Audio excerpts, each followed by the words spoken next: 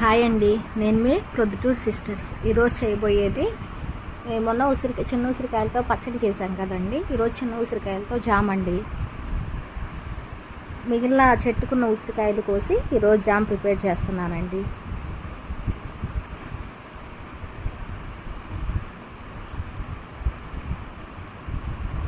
ఉసిరి జామ్ కూడా చాలా టేస్టీగా ఉంటుందండి. హెల్త్కి కూడా చాలా మంచిది పిల్లలకి.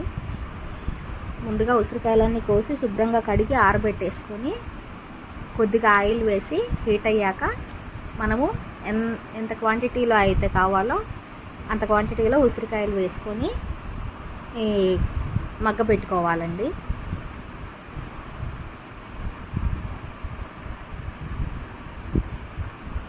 ఒక 10 నిమిషాల కల్లా ఇట్లా మనం పట్టుకుంటే మెత్తగా అయిపోతాయండి. మనకి ప్రిపేర్ చేసేటప్పుడు అర్థమైపోయింది, చూసారు కాండి.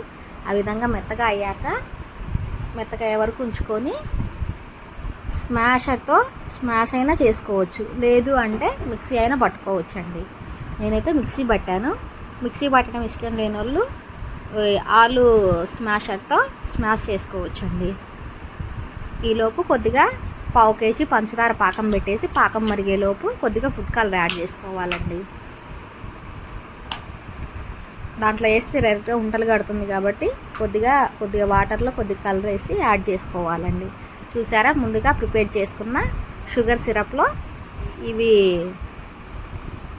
కలర్ సిరప్ వేసేసుకోవాలండి. ఫుడ్ కలర్, పంచదార పాకము 2 బాగా కరిగిపోయే వరకు ఒక 5 మినిట్స్ ఉంచేయాలండి.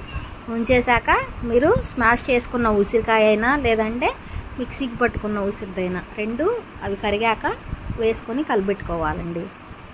పంచదార పూర్తిగా కరిగిపోవాలండి.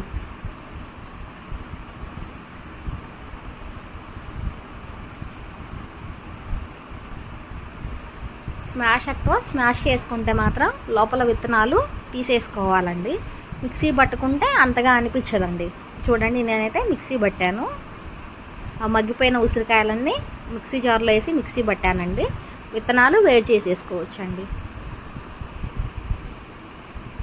చూసారంటే పంచదార మొత్తం కరిగిపోయాక మనం ఎక్కడైతే మిక్సీ పట్టుకున్నామో ఆ ఉసిరికాయది ఇందులో వేసేసుకొని ఒక 1/2 గంట ఉంచుకోవాలండి.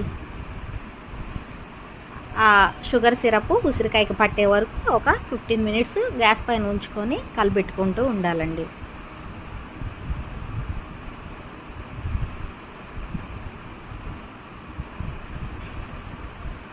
చూడండి, కలర్ బాగా చేంజ్ అయిపోయి బాగా పట్టేసిందండి. బాగా ఉడికిపోయింది కాబట్టి ఇంకా స్టవ్ ఆఫ్ చేసుకోవడమేనండి. దీన్ని పిల్లలు తింటే చపాతీలో కానీ బ్రెడ్లో కానీ పూసేసి ఇవ్వచ్చండి. హెల్త్కి కూడా చాలా మంచిది పిల్లలకి. నచ్చితే లైక్ చేయండి.